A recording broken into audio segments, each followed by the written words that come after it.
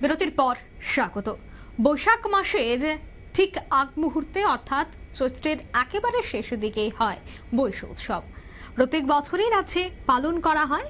বিশেষ করে বাংলাদেশ এবং ভারতের এই ছোট্ট পার্বত্য রাজ্য ত্রিপুরা জনগোষ্ঠীর এই নববর্ষ বৈশাখ উৎসব হিসেবে পালিত হয়। চৈত্র মাসের শেষ দুদিন এবং বৈশাখ মাসের প্রথম দিন অর্থাৎ 3 দিন ব্যাপী এই উৎসব পালন করা হয়। প্রথম দিনকে বলা হয় হারে বসুক, দ্বিতীয় দিনটিকে বলা হয় বৈশুকমা এবং তৃতীয় বা শেষ দিনটিকে বলা হয় বিশে কতাল। তবে যেহেতু বৈশ উৎসবের শুরু হয়ে গেছে রাজ্য জুড়ে, দুদিন ব্যাপীও হবে এই উৎসব।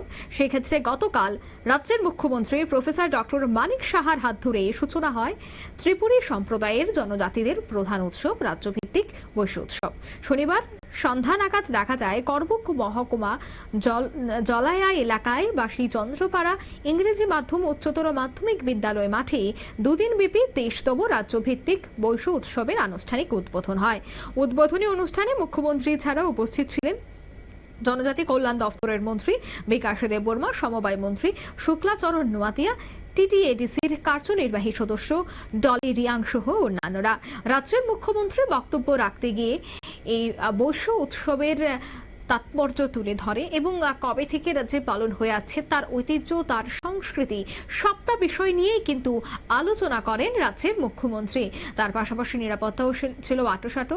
চিরাচরিত নৃত্য এবং দেখা গেছে স্বাগত নৃত্যের মধ্য দিয়েই কিন্তু মুখ্যমন্ত্রীকে সেখানে আগমন জানানো হয়েছে, মুখ্যমন্ত্রীকে সেখানে নিমন্ত্রণ করা হয়েছে, আমন্ত্রণ জানানো হয়েছে। তবে এই অনুষ্ঠানকে কেন্দ্র করে দেখা গেছে প্রত্যেকের মধ্যে উৎসাহ উদ্দীপনা। তবে এই অনুষ্ঠান থেকে সমবায় মন্ত্রী শুক্লাচরণ নোয়াতিয়া কি বলছেন শোনাচ্ছি। যে জিনিসটা বিগত সরকারের আমল আপনারা শুনলেন মন্ত্রীর বক্তব্য। 12 এবং 13 তারিখ দুদিন ধরে চলবে এই বৈশ উৎসব, যা মুখ্যমন্ত্রীর হাত ধরেই আনুষ্ঠানিক সূচনা হয়েছে। তবে মুখ্যমন্ত্রীর পাশাপাশি দেখা গেছে রাজ্য সরকারের বেশ কিছু মন্ত্রিসভার সদস্যরাও উপস্থিত ছিলেন এবং একে একে প্রত্যেকেই এই উৎসবের তাৎপর্য তুলে ধরেন। নিয়ে নিচ্ছে ছোট্ট একটি বিজ্ঞাপন বিরতি, সঙ্গে থাকুন।